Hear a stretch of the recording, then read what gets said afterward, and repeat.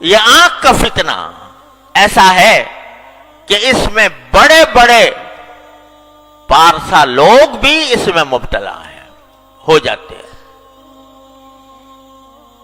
ہر ایک شخص اپنے گریبان میں منہ ڈال کے دیکھ لے کہ میں آنکھ کا صحیح استعمال کر رہا ہوں، برا غلط کر رہا ہوں، تو نظر آئے گا کہ پتہ نہیں کس طرح، خاص طور سے جو آج کل یہ اسمارٹ فون کا سلسلہ شروع ہو گیا ہے، تو اس نے بے حیائی اور آنکھ کے غلط استعمال کا دروازہ چوپٹ کھول دیا۔ اچھا خاصا نمازی ہے، پرہیزگار ہے، صف اول میں نماز پڑھنے والا ہے، لیکن تنہائی میں بیٹھا ہے اور اپنی آنکھوں کو اللہ تعالیٰ کی نافرمانی میں استعمال کر رہا ہے۔ کیا کتنی بڑی غداری، کتنی بڑی خیانت، کتنی بڑی نافرمانی۔ تو اس لیے میں یہ عرض کرتا ہوں کہ جس شخص کو یہ بھروسہ نہ ہو کہ وہ اپنے آپ کو محفوظ رکھ سکے گا اس فتنے سے، اس کے لیے ایسا فون استعمال کرنا جائز نہیں، جس کو یہ بھروسہ نہ ہو۔ اگر بھروسہ ہے تو بعض اوقات اس سے اچھے کام بھی لیے جا سکتے ہیں، لیکن پاؤں پھسلنے کا ہر وقت خطرہ، نگاہ کے پھسلنے کا ہر وقت خطرہ۔ لہذا بھائی کتنے دن کی زندگی ہے پتہ نہیں، کسی کو پتا ہے کہ کب اس کو موت آ جائے گی، تو اپنے اللہ تعالیٰ کی دی ہوئی اس نعمت کو کیوں داؤ پر لگاؤ، اس داؤ پر لگاؤ کہ اس کا غلط استعمال ہو گیا تو وہاں پکڑ ہو جائے گی اللہ تعالیٰ کی۔ فاروق اعظم جیسا انسان جس کی تقوی و طہارت کی قسم دنیا کھاتی ہے، وہ جب یہ کہتا ہے کہ مجھے برابر سرابر چھوڑ جاؤں تو غنیمت ہے، تو ہما شما جو ان قسم کے فتنوں میں مبتلا ہو جاتے ہیں، ان کے دل میں خیال نہیں آتا، ان کے دل میں یہ خوف نہیں ہوتا کہ یہ جو ہم اللہ تعالیٰ کی نعمتوں کا غلط استعمال کر رہے ہیں، ایک دن اس کا حساب دینا ہوگا، ایک دن اللہ تعالیٰ کے سامنے حاضری ہوگی، اور ایک ایک نگاہ جو جس چیز پر ڈالی ہے اس کا حساب مجھے دینا ہوگا۔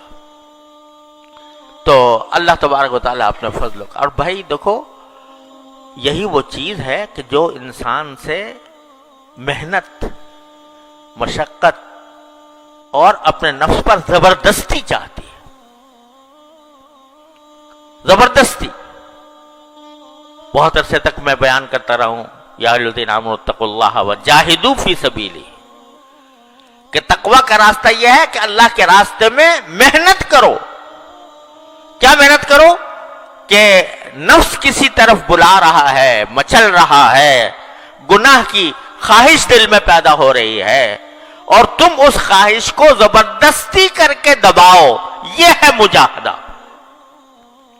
اور اس مجاہدے کے ثمرات یہ ہوتے ہیں، حضرت تھانوی رحمۃ اللہ فرماتے ہیں کہ جتنا انسان اپنے نفس کو، نفسانی خواہشات کو روکتا ہے اللہ کے لیے، اتنا ہی اللہ تعالیٰ سے قرب بڑھتا ہے۔ وَأَمَّا مَنْ خَافَ مَقَامَ رَبِّهِ وَنَهَى النَّفْسَ عَنِ الْهَوَىٰ فَإِنَّ الْجَنَّةَ هِيَ الْمَأْوَىٰ، جو اپنی خواہشات کو اللہ کے لیے روکتا ہے، دل تو مچل رہا ہے بہت، بے شک مچل رہا ہے، نفس بھی آمادہ کر رہا ہے، شیطان بھی آمادہ کر رہا ہے، لیکن مجھے یہ اللہ تعالیٰ کے سامنے جواب دینا ہے، اپنی ایک ایک نظر کا جواب دینا ہے۔ اس کا احساس کر کے جب آدمی اپنے اوپر زبردستی کرتا ہے تو اللہ تبارک و تعالیٰ کے ہاں اس کے درجات میں ترقی ہوتی ہے، تعلق میں اضافہ ہوتا ہے، اللہ تعالیٰ کی محبت اس کے دل میں پیدا ہوتی ہے، اللہ تعالیٰ اس سے محبت فرماتے ہیں۔ تو میرے بھائیوں اور بہنوں، اللہ تبارک و تعالیٰ کی نعمتوں کا پہلے تو احساس کرو، کثرت سے سوچا کرو کیا کیا نعمت مجھے ملی ہوئی ہے۔ اور اس نعمت کو صحیح استعمال کرنے کے لیے اپنے نفس کو زبردستی، اپنے اس پر زبردستی کرو، اور اس کی نافرمانی میں استعمال کرنے سے اپنے آپ پر زبردستی کر کے بچاؤ۔ کیا قیامت آ جائے گی؟ ایک تو تنہائی کے اندر بیٹھے ہوئے دیکھ رہے ہو کچھ، اگر فرض کرو سمجھو کہ اس وقت تمہارا کوئی باپ آ جائے، تمہاری ماں آ جائے، تمہاری بہن آ جائے، تمہاری استاد آ جائے، کیا پھر بھی تمہارا دل مچلتا رہے گا؟ کیا پھر بھی وہ خواہش جو دل کی ہے وہ اسی درجے میں برقرار رہے گی؟ فوراً بند کر دو گے۔ اب کیسے بند کر دیا بھائی؟ یہ کہتے ہو کہ ہمیں اپنے نفس پر اختیار نہیں، ہم بے اختیار ہو جاتے ہیں، ہم جو ہیں مچل جاتا ہے دل، اور ہم اپنے تقاضے کو دبا نہیں سکتے، مجبور ہیں اس کے آگے۔ ارے اب کہاں گئی مجبوری؟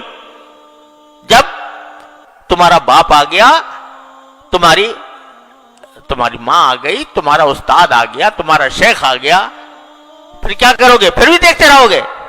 بند کرو گے کہ نہیں؟ کیوں کرو گے؟ اس واسطے کہ طاقت تھی تمہارے اندر بند کرنے کی، اختیار تھا تمہارے اندر بند کرنے کا، احساس ہو گیا کہ میں بدنام ہو جاؤں گا، احساس ہو گیا کہ مجھے سزا ملے گی۔ ارے وہ جو ہر وقت تمہیں دیکھ رہا ہے اس کی پرواہ نہیں، اور اگر اس کی پرواہ ہے تو پھر اسی طرح بند کرو جیسا کہ اپنے باپ، بھائی، استاد اور بڑے کے سامنے بند کرتے ہیں۔